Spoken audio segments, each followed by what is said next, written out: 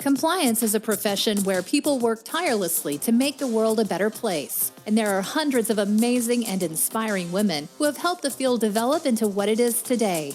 Great Women in Compliance is part of the Compliance Podcast Network, so join Mary, Shirley, and Lisa Fine as they talk with women in compliance who are making a difference.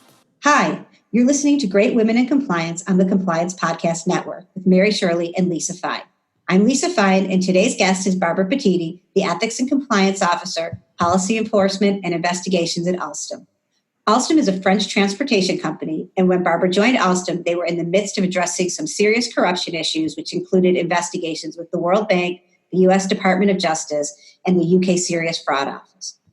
During this time, several executives were indicted by the DOJ, and ultimately Alstom paid a $772 million criminal penalty to the U.S. Department of Justice. Barbara has been instrumental in rebuilding trust in the company through her ethics and compliance and through her work. Her ability to lead during such an intense time at Alstom and her resilience when her only constant is change is something that is really inspiring to all of us. Barbara, thank you so much for joining us. Can you talk a little bit about your background and how you initially got into ethics and compliance? Yes, of course. Thank you. It's a pleasure to talk with you. So, like so many other ethics and compliance professionals, I got into compliance totally by accident. I was practicing law, and after deciding I really wanted to leave that world and be in a corporate setting where I felt I could be in the sort of problem-solving space a little earlier and in a more effective way, I got hired by an organization doing human resources. It was in the defense contracting space. And my responsibilities included some compliance-related matters. And then after a couple of years, my responsibilities grew. And then my immediate boss got promoted. And I was tapped on the shoulder and asked to be the ethics officer. And then just over time, that eventually morphed into a much more expanded role that was a combined ethics and compliance function.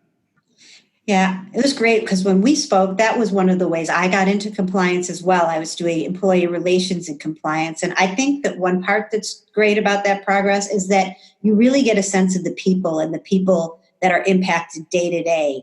It sounds like you had a similar experience with that. I did. And it gave me an appreciation for the kinds of issues that employees report and the fact that it's not easy for employees to come forward. So I've kept that perspective throughout my career.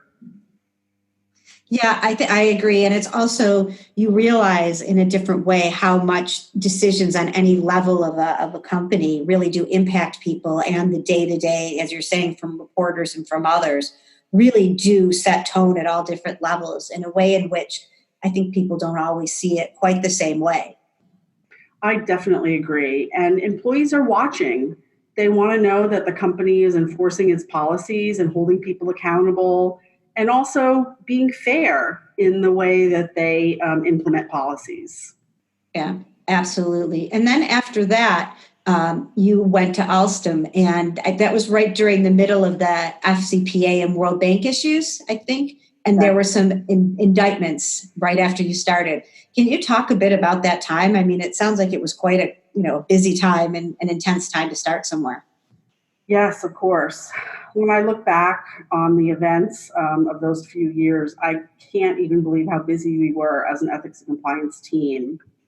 When the DOJ investigation started, Alstom had already begun implementing many best practices in their program. They were strengthening all the controls, implementing new policies, doing training, but the program was still very young. My very first boss at Alstom, who was the chief compliance officer at that time, he was doing all the right things. He was incredibly dedicated to learning about global best practices. So he went and talked with experts all around the world to make sure that Alstom was enhancing its program to reach world-class standards.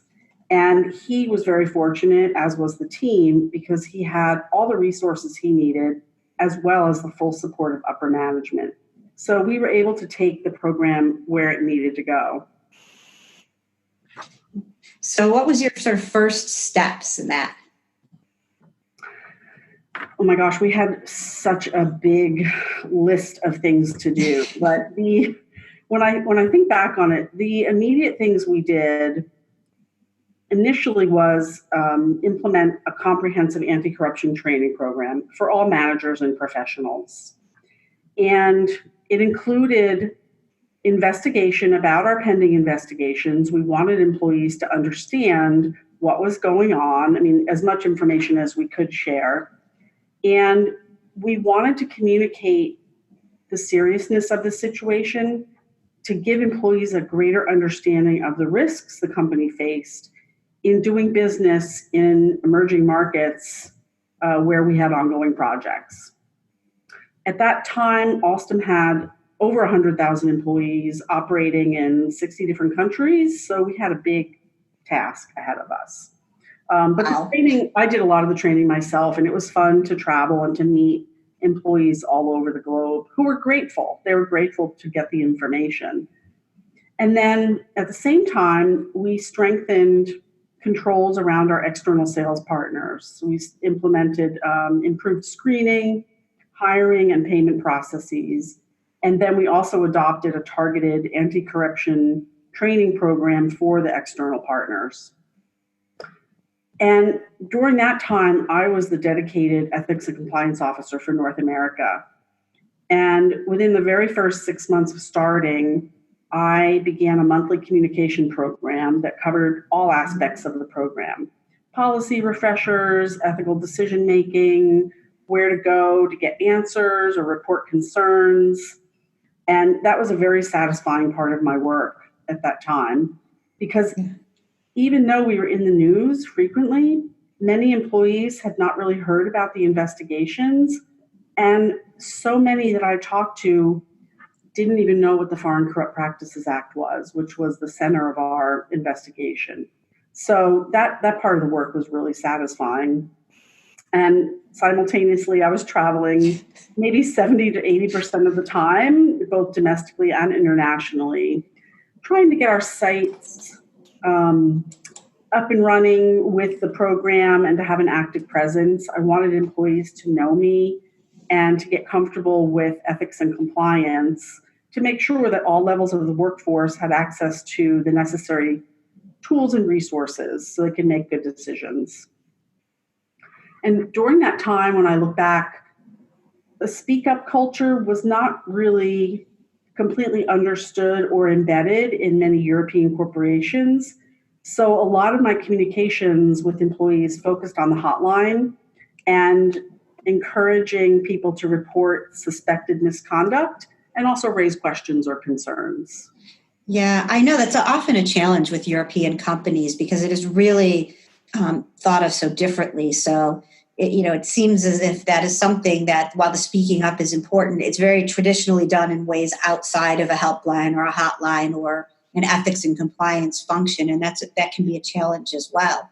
It also sounds like with your 70 to 80% of travel, North America became very large very quickly. It's true. It's absolutely true. And you're right about the speak up culture. It takes time. And I've seen now over the years that we've gradually changed so people have a better understanding and are more willing to come forward.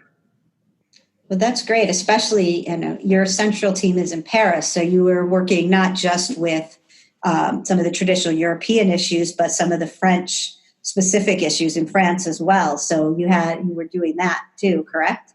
Absolutely. Absolutely. And just looking back on it, it was such a crazy time. Yeah.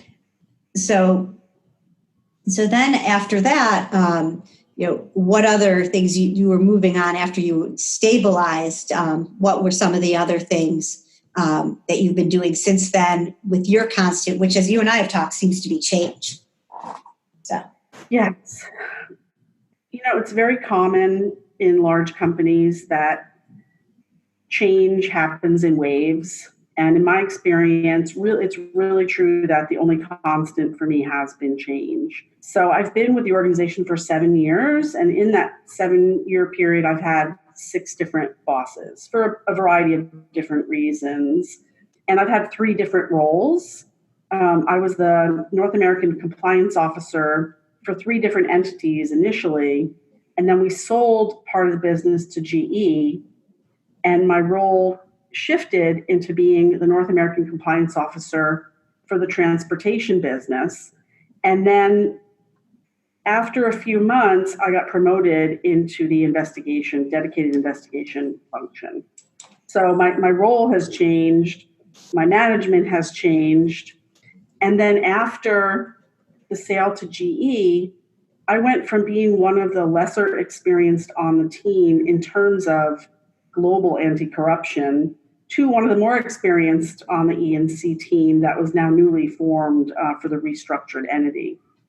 The rest of my colleagues, I said goodbye to all of them. They all went to GE with the sale. So now I had a new team, a new boss, a completely new organization. It was so much change to deal with all at once. And then we also shrunk from having 100,000 employees down to about 35,000.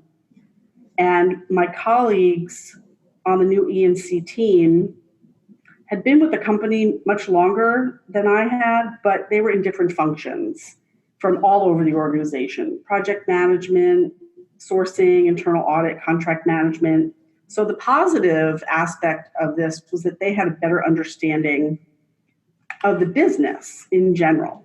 And that was so helpful.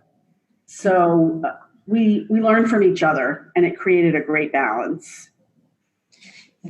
I think it's really good too. When I've heard of companies also who will take people from different backgrounds to do rotations or other things, a few months in compliance. And I do think that getting different backgrounds is so important, especially because the definition of ethics and compliance widens all the time. So I agree with you. I think it creates a much more balanced team and a stronger team, because you can't be an expert in all functional topics, and you have those people that bring that subject matter expertise from other parts of the organization. It is so helpful. There's nothing that helps more, I think, in the function than knowing the business. As I'd started in my role, that's not so new, it really now, but just learning a whole new business and having people in the business throughout it, explaining things and going through it makes a tremendous amount of difference in being able to succeed and also to really understand what people are going through. And for you have that there, and your headquarters is also in France. So with all your changes, do you have challenges from being outside the main office, and how do you handle that? It's a great question. During my early tenure, when I was doing training and talking to employees, especially the professionals in the sales and business development areas, they did not have a good understanding of corruption issues, or even why the U.S. Department of Justice had jurisdiction in our case. And there was this sense that the U.S. had overstepped its authority in prosecuting a French company, and a very strong prevailing opinion that the U.S. was imposing its own sort of moral structure on foreign entities. There was so much anger and misunderstanding in our workforce. So I had so many conversations trying to explain and give more context to how corruption impacts certain countries, and also the fact that the U.S. was not the only country taking a stand to address these issues and way of doing business, and the fact that acquiring or continuing business through corrupt means is just not a sustainable or healthy approach for any organization. And for that, being a woman and an American woman, was it a doubly significant challenge? Did you find the communication to be different because of gender as much, or mostly just the American being an American? It was definitely both. Early on, I had a great deal of conflict. The work environment was not easy, and I received pushback from employees who didn't want to change the way that they were doing things. And it was a very heavily male-based workforce. So I had conflict frequently with men, and there was stress at all levels of the organization. So personally, for me, there was so much growth in terms of handling conflict calmly and learning to not let it get to me. I used to tell colleagues, sometimes in the heat of an argument, you don't have to agree with our policies, and you don't have to agree with this way of doing business, at the end of the day, I'm trying to help you and the company stay out of trouble. But there was so much growth for me. I had to learn to really depersonalize things. And it was the most important lesson was that employees, management, they're not going to do things just because you tell them to. So I did a lot of explaining, and I had to keep in mind that many people simply didn't understand the rules or the context of why we had an integrity program. Like so many companies at the time going through these regulatory enforcement actions, there was a certain way of doing business that had been going on for years and years, and I had to remember that organizational change is not easy. Yeah. And things have been changing now, and I'm sure in retrospect, and even in the last few years, with your different leaders, you have felt some support and seen the change in the landscape as well. Absolutely. And I think that's been one of the best results, even though I have managed so much change. But now, 9 years later, the landscape is so different. There are many countries that have implemented anti-corruption legislation. Things are changing in the world, and there is a much better understanding that bribery and corruption are wrong. I have been very fortunate in my time at Alstom that I've had an amazing level of support from my management. I was trusted to run the program in North America. I was given autonomy, and I was given plenty of resources to do what I needed to do, and I had the backing from my management if I needed it. So I feel so fortunate to have had this experience that enabled me to grow as a compliance leader. Yeah, and one last thing I just wanted to talk about quickly is that, as we've been talking for a little while about when you and I were going to meet up for this, then you were at Converge, and I heard a lot of really good feedback about your session, about change and resilience. And our mutual friend, Matt Kelly of Radical Compliance, had written a post about the session. And then I realized, wait, this great session was also you, Barbara. You talked a lot about some of your tips for success. And one that you talked about is both the importance of health and health and wellness, and being resilient through things. So I was hoping you could just talk a little bit about those 2 points. Absolutely. So the first one, in terms of wellness for compliance officers, you can talk to many who are working in this field, and they will tell you that we have a very high level of stress in our work. And it's important that we take care of ourselves. And I've had to learn over this time, with all of the travel and all of the stress, that it was very important for me to take care of myself, to make sure that I took some time off here and there, that I watched, making sure I got enough sleep and enough exercise. And essentially, my perspective became, if I don't take care of myself, I'm not going to be a very good employee, and I won't be able to serve my organization. And having that perspective really helped me to make sure that I was focusing on my own wellness. Yeah, that makes a lot of sense. I have that too now. I realize that either my workout or something else, every so often I'm thinking, well, this might take me away from work or the urgency of what I need to get done. And then I think, wait, if I go and do this for an hour, I do a little bit of boxing on a bag, not real boxing. I'm like, wait a minute. I'm much, healthier and happier from doing that, having my meal and, clearing my head a bit and getting a decent night's sleep or reading a book than worrying the whole time. And then things just marinate a little bit. So I guess the last point for you is talking about, when I say marinate, also you're dealing with change and resilience. What would you say is one of your main lessons on that? Absolutely. When I was preparing my session for Converge, I had to do a lot of thinking about this. And I'm not sure I would describe myself as being resilient, but I have to say that I am. And looking back, I realized that I'm someone that always dreaded change. I didn't like change. I really wanted things to stay the same. And part of the reason for that is that we have these preconceived ideas about how things should be. And then we look at change as a negative thing. But with all the change I've experienced, there have been so many positives as well.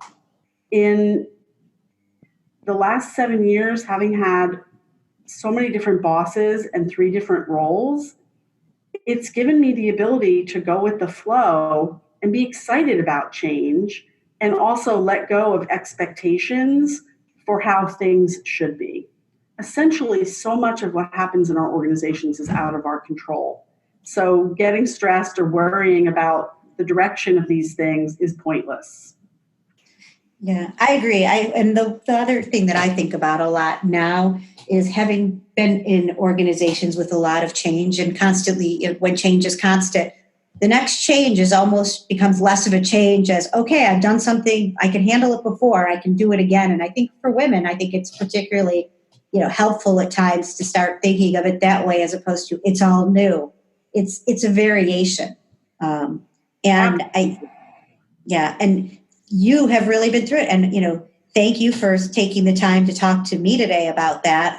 And I know that we really appreciate it. So on behalf of Mary, Shirley, Compliance Podcast Network, me, thank you so much for taking the time and, for all the work that you've been doing for the compliance community. And I'm going to give another plug to our DC compliance community that you're a very active part. So thank you for all that. Thank you so much. It's been a pleasure talking with you. Thanks. So thanks, everybody. Goodbye. Thanks for joining us for this episode of Great Women in Compliance. We hope you'll join us in honoring the great women in the compliance field by subscribing to this podcast and leaving a review.